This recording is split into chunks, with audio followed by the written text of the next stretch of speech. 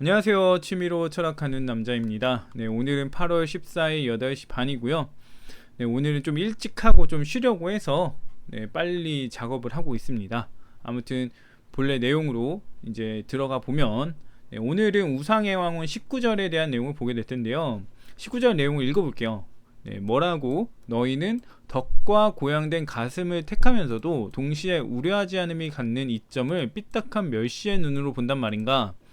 하지만 덕을 가지면 이점들은 포기하는 법이다. 반유대주의자의 대문에 적어두라 라는 문장입니다. 네, 이 문장은 저는 처음에는 직관적으로 와닿지가 않았기 때문에 대충 좀 약간 어떤 의미겠거나 싶은데 실제로 문장을 보면 그렇지 않다라고 느꼈던 문장이에요. 아무튼 뭐 보시는 분들이 한번 생각을 해보고 싶다면 일시정지하고 보시고요. 바로 저는 해설로 들어가겠습니다. 네, 해설을 볼게요. 네, 19절 이 부분 같은 경우는 이 부분만이 해당되는 게 아니고 우상의 황혼 전체는 대체로 교리와 간습에 대한 비판적인 문구들이 많은 것 같아요. 그런 것 같은데 아무튼 그에 따라서 보면은 해석하기가 굉장히 쉽다라는 점을 좀 알고 계시면 좋을 것 같고 오늘도 그래서 교리, 관습, 도덕에 대한 얘기를 하게 될 거예요. 일단 그에 따라서 해석을 해보면 뭐라고 너희는 덕과 고양된 가슴을 택하면서도 라고 하는데요. 이제 덕이 뭔지를 봐야 되겠죠. 덕과 고양된 가슴이 뭔지를 봐야 되는데 이 덕이라는 말이 조금 애매합니다. 왜냐면은 앞서서 가짜 덕에 대한 얘기가 나왔어요. 가짜 덕에 대한 얘기가 나왔는데 보게 되면 제가 11일 날 했던 21절에서 나왔던 거죠. 사람들이 가짜 덕을 가져서는 안 된다라고 했어요. 근데 지금 이번에 얘기하는 거는 네, 지금 진짜 덕인 것처럼 가짜 덕이란 표현이 없잖아요. 그러니까 이게 진짜 덕일 수 있다라고 생각을 해볼 수도 있고 니체를 잘 아시는 분들은 고양된 가슴이라고 했을 때 고양되었다라는 거 이게 굉장히 좀 니체한테는 중요할 수도 있거든요. 왜냐면은 그 한껏 뭔가 흥에 취한 상태 이런 상태를 이제 니체는 좀 좋은 상태다 몰입해 있는 도취된 상태를 좋다라고 보기 때문에 고양되어졌다라는 표현을 좀 긍정적인 의미로 많이 써요. 그러다 보니까 니체를 아시는 분들은 덕과 고양된 가슴을 택했다 라고 한다면은 이거 좀 좋은 거 택한 긍정적인 의미로 쓴 거 아닌가 라는 생각을 해볼 수 있어요. 저도 그렇게 생각을 했고 근데 이 뒤에 부분을 보게 되면 이 우려하지 않음이 오히려 약간 긍정적인 의미로 보여져요. 왜냐면 일단 첫 번째 단서는 너희라는 말이 나오잖아요. 나랑 너희를 대립시키는데 지금 나의 입장과 너의 입장은 다르다라는 듯이 이제 말을 한단 말이에요. 의문을 갖잖아요. 멸시의 눈으로 봐? 이런 느낌으로 보잖아요. 그러니까 나의 입장과 너희의 입장이 달라요. 그러면은 내 입장은 지금 얘네 입장이 아니니까 너희의 입장이 아니니까 우려하지 않음이 갖는 이점을 삐딱한 멸시의 눈으로 안 본다는 얘기죠. 네. 그리고 이 덕과 고양된 가슴을 택하면은 뭐 당연한 건데 당연히 이걸 포기해야 되는 건데 라는 의미로 나아갈 수 있는 거잖아요. 그래서 이 우려하지 않음이랑 그 다음에 너희라는 표현을 봤을 때 니체의 입장은 우려하지 않음은 삐딱한 눈으로 봐선 안 된다. 이 우려하지 않음이 갖는 이점을 삐딱한 멸시의 눈으로 봐선 안 된다. 이런 얘기를 한다고 볼 수 있어요. 그리고 덕과 고양된 가슴을 택하면은 이 이점을 뭐 너희가 왜 가지려고 해? 라는 상황이 되는 거죠. 그래서 아무튼 이 우려하지 않는부터 해석을 하면서 나아가는 게 좋을 것 같은데 이 우려하지 않는다라는 표현은요 근시무자와 생각할 여자를 써요. 그 근심하면서 생각을 한다 이거죠. 근심하면서 생각한다 이건데 이게 이제 다르게 말하면 우리가 쉽게 취한해 볼 수 있는 단어가 걱정하지 않는다라는 얘기예요. 걱정한다는 거는 부정적인 생각을 하는 걸 말하거든요. 그러니까 어떤 일이 발생하기도 전에 부정적인 생각을 한다던가 어떤 일이 생겼는데 그 결과가 부정적일 거라고 예측을 한다던가 이런 것들이 이제 걱정하는 행태죠. 근데 그런 것들을 안 한다 이거예요. 부정적인 생각을 안 한다. 어떤 일이 벌어졌을 때 그 앞으로에 나타날 일이 부정적일 거라고 생각을 안 한다 이겁니다. 그렇다는 거는 지금 굉장히 긍정적으로 보고 있다거나 만족스럽다라고 보고 있다는 거예요. 만족하고 있으니까 부정적으로 생각할 이유가 없다는 거죠. 그래서 자기 만족을 하고 있는 사람이다. 우려하지 않는다는 건.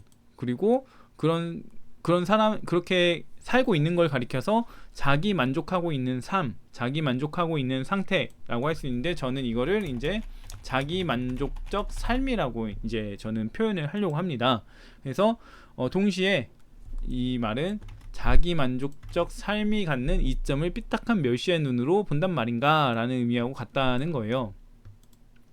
여기까지 좀 이해가 뭐 어렵지 않았다면 다행일 것 같고요. 아무튼 자기 만족적 삶이고, 그러면은 이 반대되는 입장을 가질 거라고 했잖아요. 이 너희란 사람하고 니체란 자신은 다른 입장일 테니까, 그러면은 여기서 말하는 덕은 자기 만족적 삶과 다른 거고, 고양된 가슴도 자기 만족적 삶과 네, 관련이 없는 단어가 된다는 얘기잖아요. 그렇게 보면은 결과적으로 이 덕은 진짜 덕이 아니라 앞서 사람들이 갖지 말아야 한다는 가짜 덕에 해당이 된다라고 볼 수 있는 거죠. 그래서 그 사람들의 입장에서는 가짜 덕이 진짜 덕처럼 이렇게 느껴지는 거고, 고양된 가슴도 이 가짜 덕 때문에 충만해진 상태다 라고 볼 수 있는 거죠. 그럼 가짜 덕이 뭐냐 했을 때 우리가 얘기를 했던 도덕, 교리, 관습에 해당이 된다라는 거예요. 그래서 도덕이나 교리, 관습으로 인해서 충만해진 상태, 도덕과 교리, 관습을 따르기로 결정했고, 그 다음에 고양된 가슴, 그로 인해서 충만해진 상태를 이제 너가 선택을 했어요.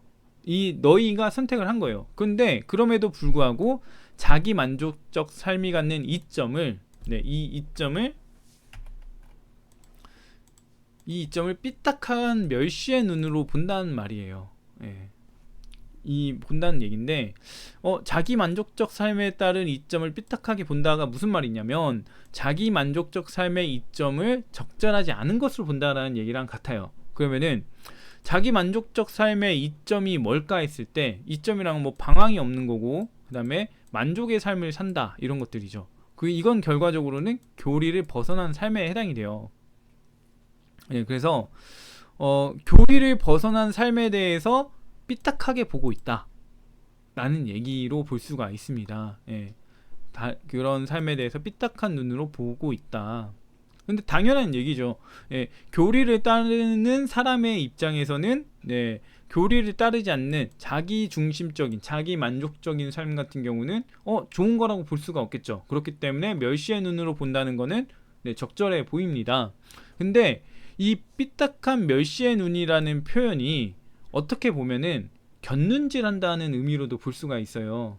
그러니까 자기 만족적 삶이 갖는 이점을 곁눈질하고 있네, 흘끗흘끗 보고 있네 라는 의미로도 볼 수 있다는 거죠. 그래서 이 부분에 대한 해석은 두 가지로 저는 생각을 합니다. 일단 첫 번째는 제가 말한 것처럼 교리를 따르고 있기 때문에 자기 만족적 삶, 교리를 따르지 않는 삶에 대해서 삐딱한 멸시의 눈으로 본다, 이건데, 일단 이게 이제 저의 첫 번째 해석이고, 그 다음이 이제 삐딱한 눈으로 본다는 말 자체가 뭔가 멸시의 눈으로 본다는 게 아니라 그냥 곁눈질 하다의 표현에서 파생된 의미라 이거죠. 그러면은 우려하지 않음, 자기 만족적 삶이 갖는 이점을 곁눈질하고 있네 라는 의미로 가는 거죠. 그래서 이 부분을 다시 정리를 해보면, 너희는 덕을 선택하고 그에 따라 충만한 삶을 살기로 했음에도 불구하고 자기 만족에 따름, 자기 만족적 삶을 곁눈질하고 있다, 흘끗흘끗 보고 있다, 시선이 가고 있다 이거죠. 그래서 이제 그 다음에 이제 말을 보게 되면은 이제 니체가 이렇게 얘기를 하는 거죠. 흘끗흘끗 보고 있네. 근데 생각해봐, 덕을 가지면 이 자기 만족적 삶이 주는 이점은 포기해야 되는 거야 라는 거죠. 그래서 지금 두 번째 의미로 해석을 나아갔을 때 굉장히 매끄럽게 이어집니다. 매끄럽게 이어지는데, 첫 번째 해석으로 보게 되면 좀 매끄럽게 이어지진 않아요. 그렇기 때문에 저는 이 해석이 맞다. 뭐 여긴 지금 삐딱한 멸시의 눈으로 본다고 했지만 실제 영문이나 아니면은 영문밖에 안 봤네요. 독일어는 안 봤는데, 삐딱한 눈으로 본다, 멸시의 눈으로 본다는 의미가 아니라 그냥 곁눈질한다는 의미로 봤었거든요.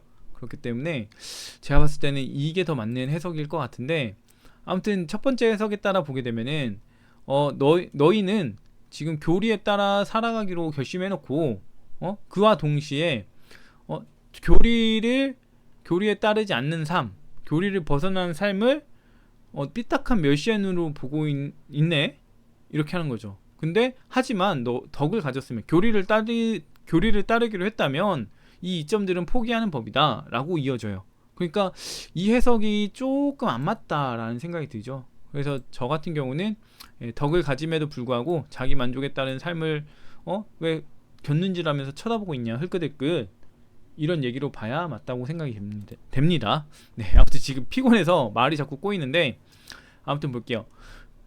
하지만 덕을 가지면 이점들은 포기하는 법이다. 네, 이거는 아까 말했던 내용대로고, 그 다음 마지막 반유대주의자의 대문에 적어두라 라고 했는데, 이 반유대주의자가 뭘까라고 해보면요, 반유대주의자는 유대인을 이제 예수와 사도를 박해하고 죽인 자라고 하는 사람들을 가리켜요.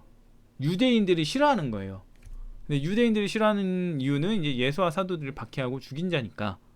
근데 이걸 다르게 말하면은 결과적으로는 기독교인, 네, 카톨릭인이라고 할 수가 있어요. 그래서 지금 니체 말대로면은 기독교인의 대문에 적어두라 이렇게 볼 수도 있고, 네, 할 수가 있는 거죠. 그래서 기독교인의 대문에다가 교리를 가지면 자기 만족적 삶은 포기해야 되는 거야 라는 걸 적어두라는 거죠. 네, 기독교인의 대문에 적어두라. 교리 관습을 가지면 자기 만족적 삶은 포기해야 한다 라는 얘기를 한다라고 볼 수가 있는 거죠. 그래서 조금 지금 이 명확하지 않은 이 글들 자체에서 단서가 명확하지 않았는데, 여기에 대해서 이제 뭐 생각을 해본다면 지금 이렇게 나아가는 게 좀 매끄러운 해석이 될 수 있다. 근데 매끄럽다고 해서 무조건 좋은 해석은 아닐 수 있거든요. 잘못된 해석일 수도 있고 하니까 어느 정도 감안해서 보시면 될 것 같고, 아무튼 기본적인 내용을 정리해보면 기존의 관습이나 교리에 따라서 살아가려고 한다면 자기 만족적인 삶, 교리를 벗어나서 자기에게 충실한 삶을 사는 걸 포기해야 한다. 이거를 조금 바꿔볼까요? 자신에게 충실한 삶을 포기해야 한다. 그럼에도 불구하고 자신에게 충실한 삶을 이제 삶이 주는 이점을 바라보는 건 적절하지 못하다. 포기해야 될 부분인데 왜 바라보고 있냐. 둘 중 하나를 택해라 라는 의미로 저는 생각이 되어집니다. 네, 아무튼 내용이 조금 복잡하게 얘기를 하긴 했지만 어떤 흐름으로 가는지를 전달하고 싶어서 그런 얘기를 한 거고, 조금 마지막에 네, 결론 낸 부분을 조금 주요하게 보시면 좋을 것 같아요. 제가 설명을 잘 했는지 어쨌는지 모르겠는데 아무튼 그렇고요. 여기까지가 이제 19절에 대한 정리 내용이니까 이렇게 봐주시면 될 것 같고, 그 다음에 이제 사담을 할 테니까 정리를 여기까지만 보셔도 될 것 같습니다. 이제 사담 얘기를 조금 할게요. 일단 두 가지 점에서 얘기를 하고 싶은데, 첫 번째는 이제 오늘 제가 굉장히 피곤합니다. 근데 주말 내내 좀 피곤하기도 했었는데 오늘 또 이제 회사에서 물류팀 지원을 가야 됐었다 보니까 가서 이제 육체 노동을 좀 했습니다. 그래서 굉장히 피곤한 상태다. 또 땀을 많이 흘려가지고 지쳐 있어서 말이나 이런 게 좀 안 나오는 상황이긴 한데 아무튼 그렇다라는 점. 그리고 두 번째 부분은 시대가 굉장히 발전을 하다 보니까 책을 보다가 막히는 부분이나 좀 정보를 찾아야 할 때 검색을 하면 편하더라고요. 그래서 뭐 인터넷 검색도 하고, 그 다음에 뭐 책 관련 책에 이제 단어 검색도 하고, 그게 가능해지니까 너무 좋은 것 같아요. 그래서 보면 정보 찾기가 너무 편해지니까 아는 체 하기가 너무 좋아지는 것 같아요. 이제 뭐 키르케에 대한 표현도 지금 와서 생각을 해보면, 제가 뭐 70년대 60년대 태어난 사람이면 갑자기 키르케라는 단어를 이제 뭐 확인해야 된다 라고 한다면은 이게 도대체 무슨 말일까 찾아가기가 너무 힘들 것 같아요. 근데 지금 요즘에 인터넷만 켜서 키르케가 뭔지 쳐보면은 알 수 있으니까 너무 혜택을 받고 있다라는 생각이 문득 들었습니다. 왜냐면 이제 물류 지원을 가가지고 이제 휴식 시간이 조금 있을 때마다 우상의 황혼 글귀를 조금 어떤 걸 정리할까 이런 걸 찾아봤었거든요. 그러면서 이제 뭐 빵과 키르케를 원한다 뭐 이런 얘기가 나오고 하는데, 키르케가 도대체 뭐지? 이 생각이 드는 거예요. 도대체 뭘 보고 키르케라고 하지? 그 다음에 또 뭐 예를 들면은 고귀한 가슴, 오늘 한 거 있죠. 고귀한 가슴 이런 도대체 니체가 어떤 맥락에 썼을까를 알려면은 다 읽어봐야 되는데 키워드 검색을 해보면은 그래도 나온단 말이에요. 그러니까 되게 좀 날로 먹는 느낌도 있죠. 날로 먹는 느낌도 있긴 한데 아무튼 뭐 공부는 계속 하는 편이니까 날로 먹어도 뭐 내가 뭐 좀 잘못 먹은 건 아니지 않나 이런 저만의 이제 해석을 머리를 이제 굴리면서 합리화를 하는데 확실히 너무 좋아진 것 같아요. 좀만 찾아보려고 노력하면 뭐든지 알아낼 수 있는 시대니까 공부라는 게 굉장히 하기 좋아졌다 이런 생각이 듭니다. 네, 아무튼 오늘 8월 14일 영상은 여기까지 할 거고요. 좀 피곤함이 빨리 가셨으면 좋겠는데 언제 가실지는 모르겠어요. 좀 네, 여러모로 좀 피곤한 시기이지만 아무튼 공부는 열심히 해보도록 하겠습니다. 아무튼 오늘은 여기까지 하고요. 다음에 또 다른 주제로 얘기를 해보도록 하겠습니다.